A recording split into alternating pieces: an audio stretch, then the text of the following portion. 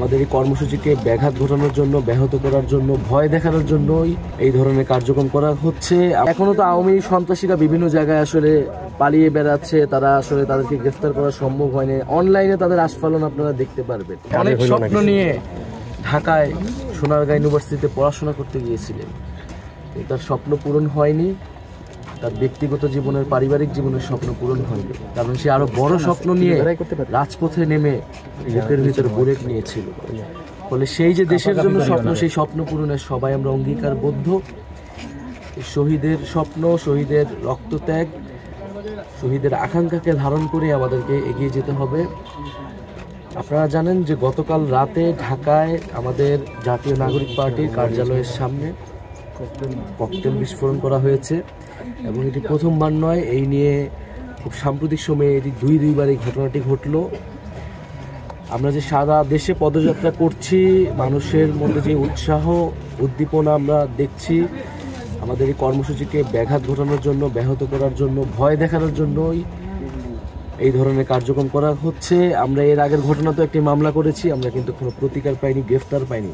প্রশাসন যদি এইভাবে নির্বিকার থাকে, একটা গণঅভ্যুত্থানের নেতৃত্ব, একটা নতুন একটা রাজনৈতিক দল, তাদের যদি এই অবস্থা হয়, আমাদের সাথে আমাদের নিরাপত্তা যদি প্রশাসন দিতে না পারে, তাহলে এই যে হাজারো শহীদ, হাজারো আহত, তাদের পরিবার, এদের নিরাপত্তা এবং দেশের আপামর মানুষের নিরাপত্তা এই প্রশাসন কীভাবে নিশ্চিত করবে, কীভাবে একটি সুষ্ঠু নির্বাচন এই পরিস্থিতিতে হবে, সেই প্রশ্ন কিন্তু আমাদের মধ্যে তৈরি হচ্ছে। তাহলে আমরা মনে করি যে প্রশাসনের সেই জায়গা থেকে আরও কঠোর হওয়া উচিত। এবং আমরা শহীদ সাজ্জাদের বাবার সাথে তো আজকে কথা বলছি, আমরা চেষ্টা করছি যে এই জেলায় যাচ্ছি সেখানে শহীদ পরিবারদের খোঁজ খবর নিতে, সবার সাথে সম্ভব না হলে দু একজনের সাথে সরাসরি সাক্ষাৎ করতে, কবর জিয়ারত করতে। আমরা মনে করি এই যে নতুন বাংলাদেশ, সেই নতুন বাংলাদেশের কারিগর হচ্ছে এই শহীদের। এই শহীদদেরকে আমাদের ধারণ করে এগিয়ে যাবে। মোনালিসা হেভি ফ্লো 15 পিস প্যাকেটের সাথে 8 পিসের একটি প্যাকেট একদম ফ্রি।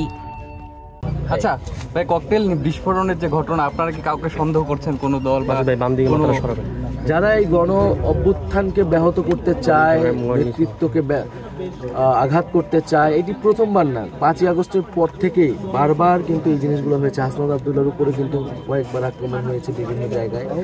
ফলে আমাদের এর আগে সদস্য সচিবের উপর আক্রমণ হয়েছে। ফলে এখনো তো আওয়ামী সন্ত্রাসীরা বিভিন্ন জায়গায় আসলে পালিয়ে বেড়াচ্ছে, তারা আসলে তাদেরকে গ্রেফতার করা সম্ভব হয়নি। অনলাইনে তাদের আস্ফালন আপনারা দেখতে পারবেন। তো সরকারের জায়গা থেকে আরো কঠোর ব্যবস্থা নেওয়া উচিত এবং এই পদযাত্রাকে এইভাবে আসলে ব্যাহত করা সম্ভব হয়নি। গত 24 জুলাই আগস্ট আমাদেরকে থামানো যায়নি, রুখা সম্ভব হয়নি, গুলি করেও সম্ভব হয়নি, এইবারও সম্ভব হবে না।